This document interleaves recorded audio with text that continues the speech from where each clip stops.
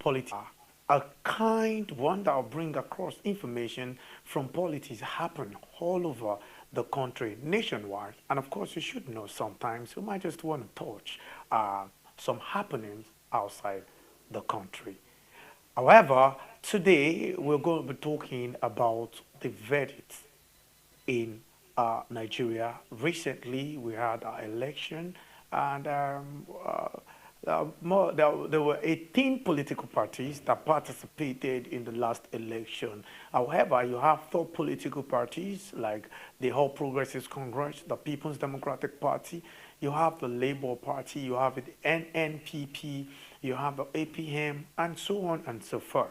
But in every Nigeria election, there is always aggrieved party. There is always aggrieved politicians. And of course, it is not unfortunate. It is not fortunate. It is just the normal tradition in the political sector of the Federal Republic of Nigeria. Whenever we have election done, we always have aggrieved people that would say, oh, this one was not done this way, this was done this way. But today, joining me on the program is not other person, but Honorable, a barrister of the Federal Republic of Nigeria, called or address him as Honorable Tunji Abdul Hamid, will be joining us on Zoom. And of course, we will be having a couple of discussion about, the pre, the during, and the pro-election matter till when we get to the verdict that happened recently in the tribunal, presidential election tribunal, recently affirmed and reaffirmed that His Excellency, the current President of the Federal Republic of Nigeria, His Excellency President Bola Ahmed Tinubu, is the President of Nigeria. The INEC came up to tell us that, the Beavers worked almost 100%, but was given 99% done. And that was really beautiful. INEC coming to defend their selves. But however, some people still say, well, the ruling party, which happens to be the APC, appointed the INEC chairman, Professor Mahmood Yakubu, and they expected that man to deliver to the All Progressives Congress. These are things that we should be looking at. The verdict, however, that came out in favor of the All Progressives Congress and the presidential candidate that is currently the President of the Federal Republic of Nigeria, something happened. What was that thing? The Labour Party that produced the presidential candidate of Mr. Peter Obi has been saying this was not done because it wasn't, that the judgment was not appropriate just because it was not in his favor. And remember, long or some years ago, Peter Obi, in a gubernatorial election, he wasn't declared the winner, but eventually came back to win to the court. And that time, verdict favored him and they were rule of law. But now, it is not what he expected to be. I'll go on a short break. When I come back, joining us on the program will be Honorable Barrister Tunji Abdulhamid. I'll be right back. Stay tuned.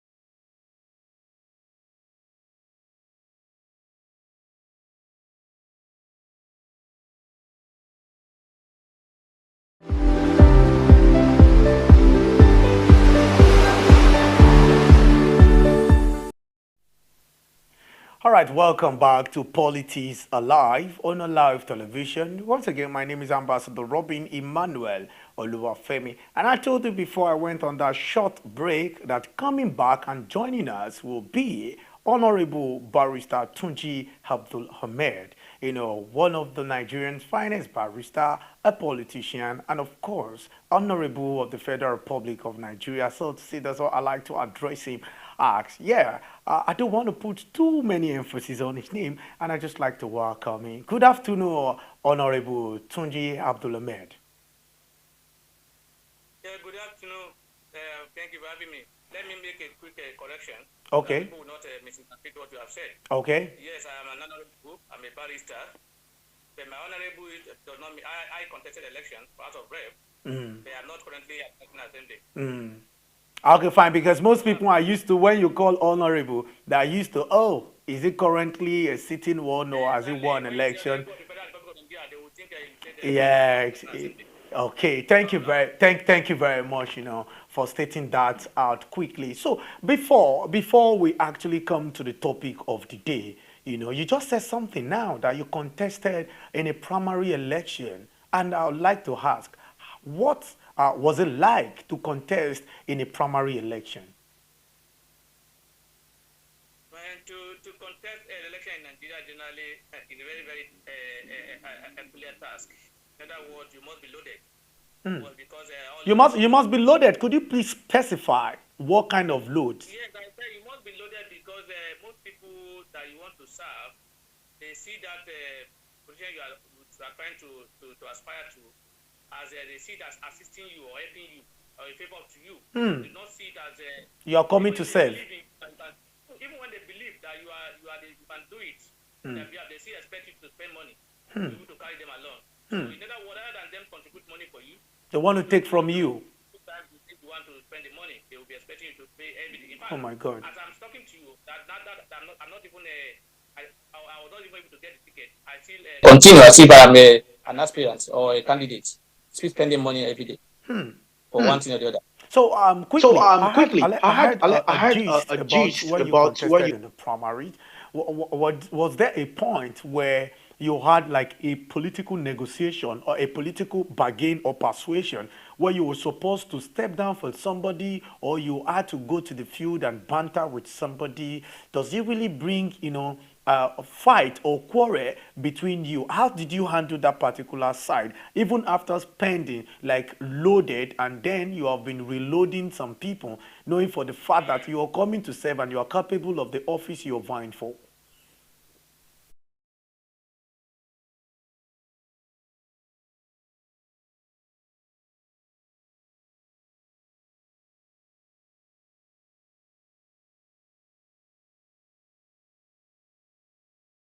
Of the people.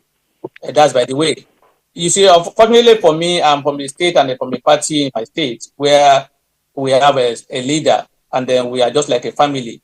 So I can tell you categorically that out of all the primary election in the nation, it is in my state, and my party's primary election in the state, I'm from the PDP, that there was no any action in court against any of the primaries. There was nothing like in your state. What state is that? Could you please specify? Kwara State. We are able to resolve the matter like a family affair. In other words, let me even say categorically that look, out of all the positions they contested for, only 3 positions there was a proper primary. Other were just a consensus. Only 3 or 4. 3 governorship primary. The primary of where I belong to, my constituency, Ilorin West and Nasa, and then another primary from Ilorin East and South, and that was the only area that was an election. Others were just by consensus, and those other 2 were just like because there was no the leader said he does not want to impose anybody. He wants us to agree on who should be the candidate, and if there's no any agreement, everybody should go to the nominated people should go to primary. I was not. I was eliminated based on the Sony. Yeah, I was eliminated based on Sony. We 3 of us had the form. We are about 22 that indicated our interest to contest. Out of the 22, 3 we are screened to like 6, 3 from one constituency, from one area, another 3 from another area, but with understanding that if the Senate goes to this constituency, the rep will go to this constituency. If the rep, so what I'm trying to say is that once the Senate position goes to a particular area, the rep will have to go to another, which means those people contesting for rep from those particular areas where the Senate is from, you are disqualified. You cannot go again. And that was what disqualified me from the position. The former Minister of Youth was a better understanding from the constituency and the party. Was given the senatorial ticket, and we are from the same place. So automatically, I have to stand down, and then that was what it is. So there was no rancor, there was no any problem. There was a family understanding why that was going on. If you have had the chance to have the ticket, do you think you would have delivered? Yes, I would have. If there was no any arrangement regarding him taking the senatorial position, I can tell you I would have been the candidate. I can tell you categorically. All right, thank you very much, Honorable Barrister. And quickly, I would like to get straight to the topic of today. And I'm sure you are aware about the recent judgment and the verdict from the Presidential Election Petition Tribunal that just that validates the president, His Excellency President Bola Ahmed Tinubu as the president and all the world. But let's talk about the presidential level. And I want to appreciate the fact that you are from the opposition party, the People's Democratic Party, and you are a barrister of the Federal Republic of Nigeria. Makes me, feel you are in a better position to have this conversation with you, sir. So I want to ask you, what is your take about the verdict delivered in favor of His Excellency President Bola Ahmed Tinubu, knowing fully well that your candidate, His Excellency former Vice President of the Federation, and of course the presidential candidate of the People's Democratic Party, Alhaji Atiku Abubakar, came second, and the Labour Party presidential candidate, Mr. Peter Obi, came third. However, Mr. Peter Obi has been more audible, saying his mandate was stolen. I'm still coming back to that. But let's talk about what is your take about the verdict delivered and in favor of the APC and the presidential candidate that is now the president of the country. My take is not different from that of my party. My party has taken the decision that they are not satisfied with the judgment of the presidential petition tribunal. I'm also not satisfied with it. Not because the judges did not do much well. They did when I say did well here now, they did their own part of the job. They based on what they see and based on what they think is about their own position of the law. So they did their best in terms of, you can see the judgment. They read the judgment up to from say like 9:30 a.m. like in 10 or so in the night. I can't remember again. So there was a thorough work they did in that regard. But that you do that is a thorough work does not mean there cannot be error, or does not mean that there cannot be disagreement as to what we have done. The judges have done their best in that sense. But for me, notwithstanding, I still have some disagreements with their decision. So I align with my party that the judgment does not reflect what before the court sometimes. Let me also state here, and that's why I say I will not blame the court. I will not blame the judges for what they have done.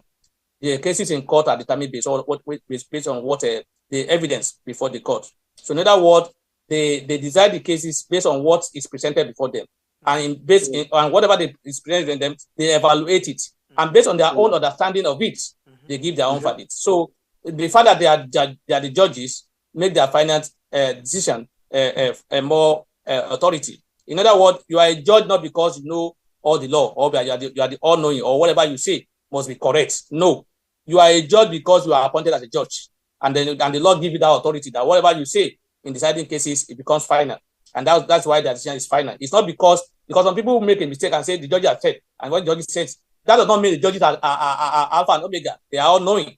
They can also make errors. They are human beings. So, but I respect what they did. They did well, and I will not blame them for what they have done. They did it their own best. The best may not be good enough as far as I'm concerned in my own position. For they see it as the best. Okay. Okay. Honorable Tunji, let's come down to a very deep conversation now. Like I said, I'm glad that you are a barrister of the law and you understand what you're saying. Now you said something that the judges actually placed their judgment due to things that were put in and other research and the proofs of the representatives of the candidates, I mean the lawyers, the senior advocates of Nigerians that were there.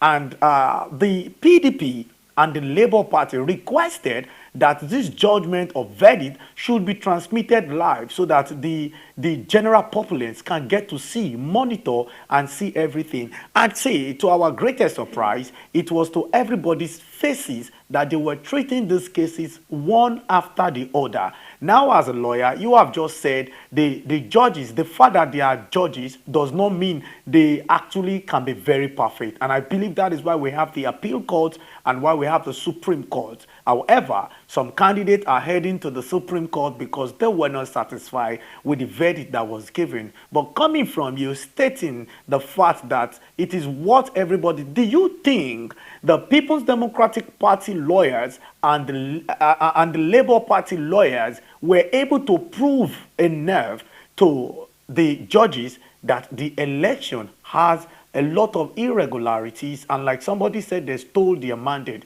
Do you think that the lawyers did enough to have proved to the judges that the election was not, that Tinubu did not win the election? Let me also say here that, look, my disagreement has nothing to do, it's not about it has to do with the area of law. In those grants of a petition, there are some areas that requires evidence. There are some areas that have to do with law. Those areas that have to do with law is where I have disagreement with the judges, because I have always been of the field that for you to win election petition, particularly when you are alleging irregularity or you are alleging manipulation, particularly in a presidential election, it will be difficult for you to provide a credible evidence to establish that. So in that regard, I may not be able to argue with them because I didn't see what happened before the court. I did not know what was presented before them in terms of evidence. It's what they told us in their judgment that we can only rely on. For me, like I said, as a person, I am one of those who believe that, look, winning election petition on the ground of irregularity or manipulation may be difficult. It may be even easy for a needle to pass the what's it called, eyes of the camel than winning it. You know why I say so? Why I say so is that the burden of, by our law, the burden of proof is on the person who is alleging that irregularity. And like I said earlier on, the court will not determine cases based on what they say on newspapers. They determine based on things before them. But the first area where it's difficult for you to win is that, look, you must establish your case by evidence that there are irregularities. What are the things that you need to establish these cases? You must bring the results. You must bring the results. You must identify area where the results are not in line with what INEC declared. You must identify area where you have a shortage, where you have won and your vote have been reduced. You must bring those things, and that's not done by way of just bringing document before the court and just say, "God, this is what we believe that our vote has been taken." No, you can only establish that by calling witnesses or bringing material before the court. You must, in other words, if you are alleging, for instance, that there are irregularity or your vote have been manipulated in 1,000 polling units, what it means by our law is that minimally you must bring at least 1,000 people to come and give evidence before the court. How? In other words, each polling unit where you say there's an irregularity, in other words, that somebody must come from that polling unit to come with the results that he believes is the actual results that contrary to what INEC was declared. He must come to court. He must come and give evidence, not bringing it alone, because some people will say, don't they have their own results? Even if they have it, somebody must come to court to come and tender it. It's not enough for you to just have the document and pack it together and say, court, these are documents.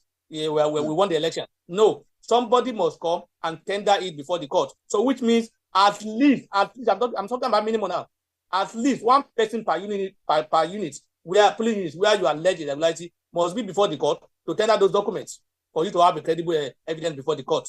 So is that possible with the way things are in this country, where we have a 180 days to determine a petition, where sometimes there will be a lot of argument as regarding one witness is being taken for 1 hour, for 5 hours, 6 hours, 7 hours, we are tired. So it's not going to be easy. Even ordinary witnesses that were listed initially, how many of them were eventually caught? None of them, not up to 20. So it's going to be difficult, and that's why I say it's going to be difficult. And secondly, again, most of this material that will be required for you to establish your cases we have to be from INEC. You need to obtain CTC from INEC, certified true copy. And this same INEC is a party to the suit. Another one is your opposition. In that, I'm talking when I say opposition, I'm in quotes. Opposition said that you are also you are also taking INEC to court. So INEC must also defend your case. Yes. So the same person which INEC did. Yes, the same person you are having a case with in court is the same person that will have to provide the evidence that you will use against it. That's an obstacle. That's an obstacle for you. And that's how you see the darling, whereby the allegation against INEC, where we apply for this, we are not given to us. We apply for that. Those are the areas where they have been. So the court will not say, because I'm aware, I also saw it on TV, that there was a crisis in a particular polling unit, that there was a ballot stuffing or something somewhere. I therefore cancel that. No, the court will not do that. You must establish by facts and by evidence. In other words, if you are saying Honorable Tunji, thank you very much. Now, to look. Okay, you are a lawyer now. Okay, Barrister Tunji. Okay. So in that area, like I said, I want it to be very difficult. But in other area, regarding law, particularly, you know this when you're in court, there are grounds upon which you can say cases are the other candidates should not be declared. If you look at the grounds of the petition by the Labour Party and the PDP, one of the grounds is also the qualification of the candidate of the PDP of the APC, the vice president candidate and the double nomination. Double nomination. The another grant is the issue of Abuja not taking the two top votes in Abuja. Okay. Tunji, I think I want to come in here now. Now we have gotten to a place where it's getting more deep now. The double nomination of His Excellency Vice President Kashim Shettima was one of the verdicts that was delivered on that day when they delivered that verdict. And then the judge said, and I quote, that was a pre-election matter that would have been sorted. Now election is done. And it seems like, the tribunal does not even have enough power to deliver judgment over the double nomination, that he already had the form to contest for the Senate before he was given the ticket for the vice president. That is one. And let's come to the second one I want to say now. It's about the 25% in Abuja. According to one of the senior advocates of Nigeria, that a human rights lawyer or human rights activist, Mr. Femi Falana, he came outside to say that people are misquoting it, that 25% in Abuja, either you have it or you don't have it, does not even determine if you can be the president of the country. According to him, he said that the law stated it clearly in the 1999 Constitution as amended, if I'm right. He said Abuja is the 37th state in a general election. Because when you place too much emphasis on having 25% in Abuja, it's like you are misleading the people and you are misinterpreting the Constitution of the Federal Republic of Nigeria. Now you are a barrister on a live television. What do you say to that? I want to hear you coming from the perspective of the People's Democratic Party that happens to be one of the real opposition to this current administration. Yeah, those are the two areas that I also disagree with the judgment. I'm not saying the law did not say that. You see, the issue of let me start from the issue of double nomination of the vice presidential candidate. If you are saying double nomination, I'm aware as a lawyer that by section 285 section 14, the issue that has to do with pre-election matter must be taken to the Federal High Court. And in those issues that we call pre-election matter, the only people that have the right to take you to court are those who participate in that primary. In other words, even if you are a member of APC or PDP and you are not part of the primary, you cannot challenge the primary. You cannot go to you cannot go to Federal High Court or any court to challenge it. So that's what I know of that. I'm aware of that. The way I disagree is that, look, for me, that section only applies to primary, those who are those that you must translate your anger as a pre-election matter by those who contested in that primary, not those who contested at the main election. Because if you are saying if I don't contest in the primary election of your party, and I'm a member of another party, and I'll be seen as a busybody if I want to challenge it at that time, where if I can't challenge it at the main tribunal, where else will I challenge it? In other words, if a party decides to connive and agree to bring somebody who's not qualified to contest election, and I'm aware that I'm not a member of their party, I'm not contesting in their primary, and the 14 days has expired, and I also contested the election at the main election, and you are saying I can't challenge it, that means that person will just go scot-free and becomes whatever he wants to become in terms of. Are you saying Shettima is going scot-free of that particular verdict? Of course, because nobody can challenge you. That's what I'm saying. So once the party decides to bring anybody up, whether that person is qualified or not, and there's no challenge by the person who contested against him at the primary, then nobody can challenge it again. In other words, if he's not qualified, if he's not qualified, and it's presented by his party, and nobody challenging it. Nobody, if you are coming from other party to challenge it, they will tell you are a busybody. So what are you saying? Okay.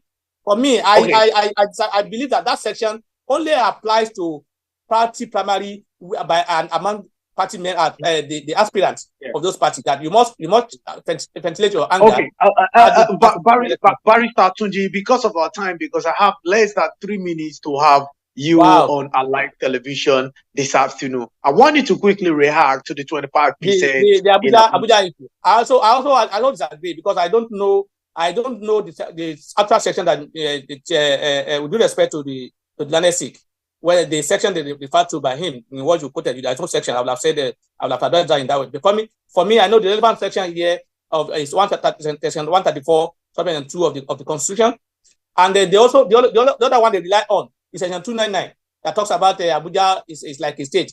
If you look at that section after the program, go and read it. They don't always read it to the end. They will just read it where they say Abuja is like any other state. They will not go further to say to read where the section also say, and accordingly, legislative power, executive power, and judicial and court power vested in other states will be vested in the National Assembly and the president. In other words, Abuja National Assembly is the House of Assembly of Abuja.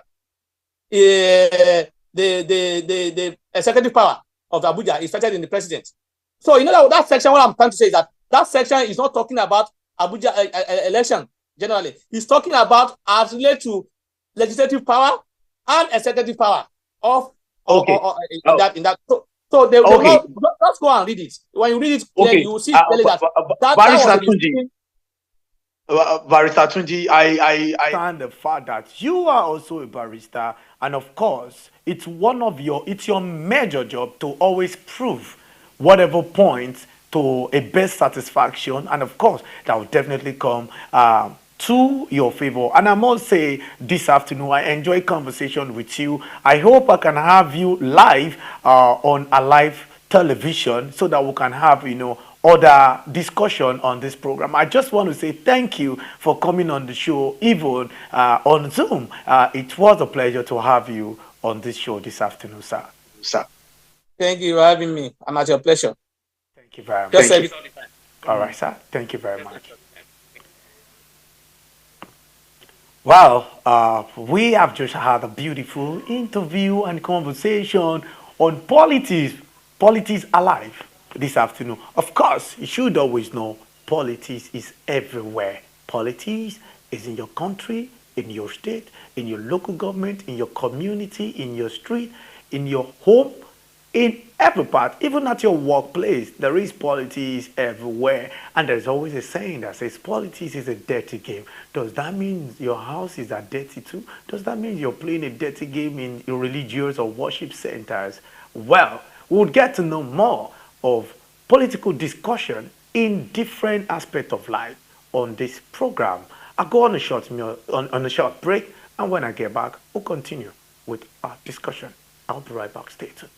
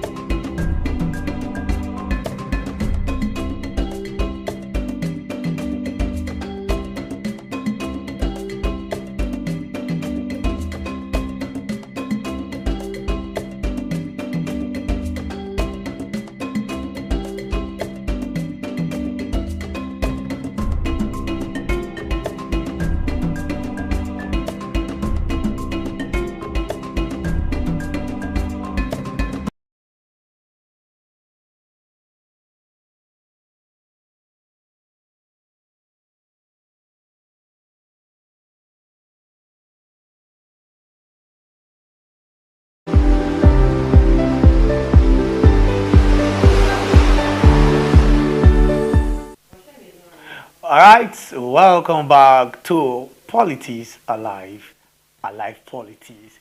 Just whichever way you want to put it, just make sure boots her husband and wife.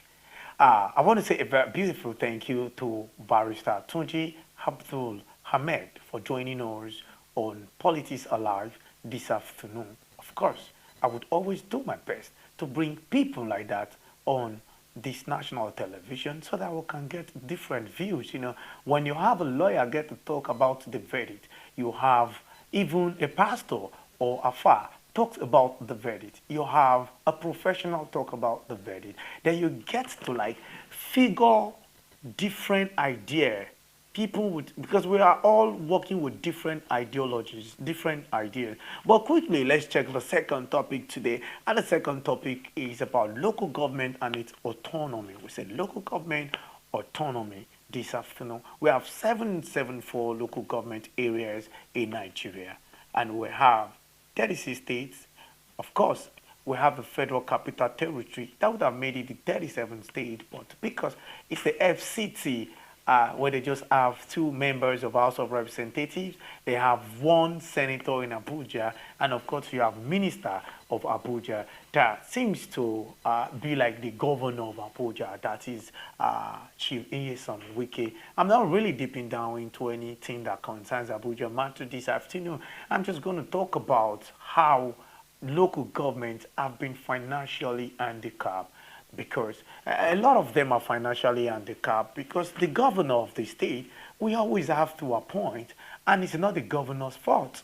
Sometimes our politicians take advantages of our constitution, even when the constitution says you can appoint. But the right thing to do is to have election, but you choose to appoint because you want people who are going to be subjected to your authority, people who are going to be under you. They will be loyal to you. They will follow your steps. They will follow your direction. They will follow every information you give out to them.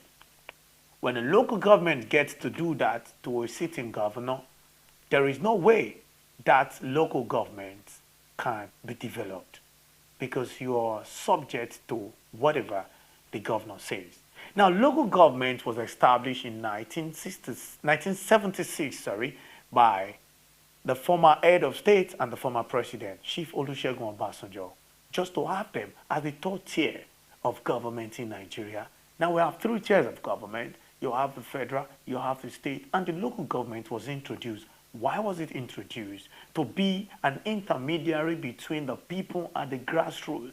And most of us really do not understand the power of local government. Even your president, Asiwaju Bola Ahmed Tinubu, Your Excellency, sir, with due respect and total humility, has something to do with his local government in Lagos. Because there are times that you will need some document that can only be given to you by your local government. But it's so unfortunate that most of us that live in Nigeria today don't even know the name of the chairman of our local government. There are more responsibility of the local government that Nigerians would have channeled their energy to the local government chairman or the local council development area.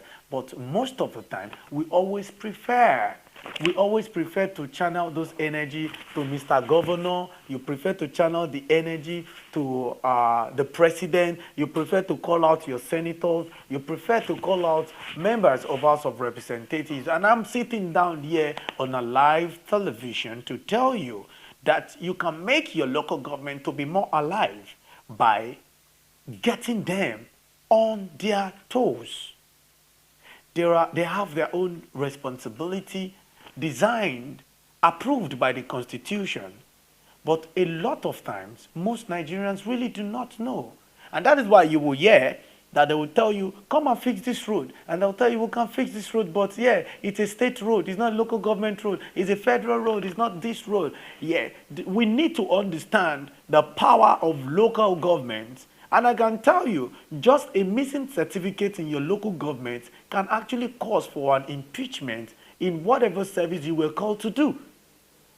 But now, the local government are not given the financial autonomy to rule the people and to deliver the dividends of democracy. We are not in the military era. We are in a democracy era where everybody has to work. Now, if you are electing your governor, remember that your governor might just happen to be the determinant of what your local government will do. Because most of the time, they will be the one to select. Now, quickly, I have a case study here with me. And the case study, let's talk about the Ijebu East local government area and the chairman, Honorable Wale Adedayo. Honorable Wale Adedayo has been impeached. Cause misappropriation, cause maybe misunderstanding, cause maybe disloyalty. Now, recently, Honorable Wale Adedayo, the former chairman or the impeached chairman of Ijebu East local government area, called out the governor of the state, His Excellency Governor Prince Dakpo Abiodun, to say, with due respect, sir, you have diverted a lot of the local government fund to a project that you cannot even account for. Now, there are two things here. He did not allege him of embezzlement, corruption. He only said this fund are being diverted. Now, this fund have been diverted. Really, a governor could come out to say, oh, we diverted it to do this. You all know the cargo airline or the cargo airport, sorry, at Remo, established by the sitting governor of Ogun State, Dakpo Abiodun. And when the Ijebu East local government chairman came out, it became a problem. Firstly, he was arrested by the Department of State Services, the DSS, and he spent a couple of days there, maybe 2 or 3. He was arrested on a Friday, and I think he was released on a Monday. And after then, the lawmakers in the local government that you all know as councillors actually called for the suspension of this man. After the suspension, they called for impeachment. And, well, they successfully impeached this man. Now, this is going to be like a threat to other local government chairmen that which in their capacity to call out their governor or the governor of their states to say, see, you are not reaching out to the grassroots people. A reach out to the local government is a reach out to the grassroots people. Now the question comes, even if local government have their financial autonomy, will they be able to deliver to the grassroots people? there are much emphasis that the grassroots people, you have more of, illiterates at that place more than the literate, because you don't really have more elites at the rural area. You have them more at the urban area. And you can tell when you get to enter some local government, it looks like an abandoned primary school. Doesn't look like a place where you would like to go develop or where you would like to establish. But here, governor can just feel, what are they even doing here? When you talk about, how they even plant trees, you talk about the social amenities, you talk about water, and you talk about, or even when they are battling with some, diseases in their area. And what is the federal government doing? The federal government, of course, always delivered, and it delivered to the local government, because every month there is a state allocation, there is federal allocation, there is local allocation, and they share it coming from FARC. And once FARC delivers this, the federal takes its own, send to state, and states should send to the local governments. Everybody have been saying, let local government stand on their own, but the Constitution says you can appoint local government. After 5 months or thereabout, you can reappoint them. You can continue to reappoint them. And I'll give you an example. Ogbeni Rauf Aregbesola, the former governor of Osun State, actually did something of such. Why? Because he was trying to manage the resources and, of course, the allocation coming from federal government to the states. And that, in a way, affected the local government. In Anambra, only 2 governors, former governors, have done election. I can't remember the name of the first one when I talk, but then I'll definitely get it. But I know Peter Obi did local government election just a few months when he was about to leave the office of governor of Anambra State. And then after then, you have the immediate former governor did not do. That is Willie Obiano, he did not do. And the current one, Soludo, that happened to be a former CBN governor and understood very well when it comes to financial capacity and incapability. He still did not apply to say, okay, I can tell you for a fact that local government need finances. But yeah, he did not have, maybe later. And recently, Edo State, Godwin Obaseki had his own, local government election. Anyways, there are a lot to talk about when it comes to local government. And I'm sure as long as you continue to follow Alive Television, Alive Politics will always come. Politics Alive will always come. And of course, you would always get to enjoy topics, beautiful topics, political topics, from different segments and angle of the Federal Republic of Nigeria would always bring to you. Yes, I'll be leaving you this afternoon after the show, and trust me, expect more from Alive Television. My name is Ambassador Robin Emmanuel Oluwafemi. It was nice hanging out with you on Politics Alive on Alive Television. Good afternoon.